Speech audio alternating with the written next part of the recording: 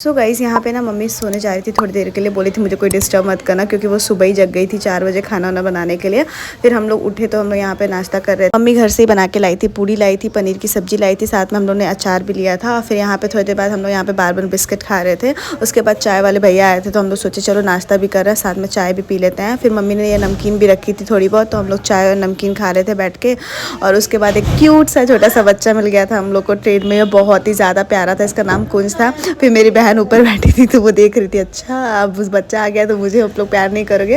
और देखो ये इतना प्यारा था, मेरे साथ खूब खेल रहा था, बातें कर रहा था। फिर हम लोग गए तो बाय बाय भी किया बहुत अच्छे से।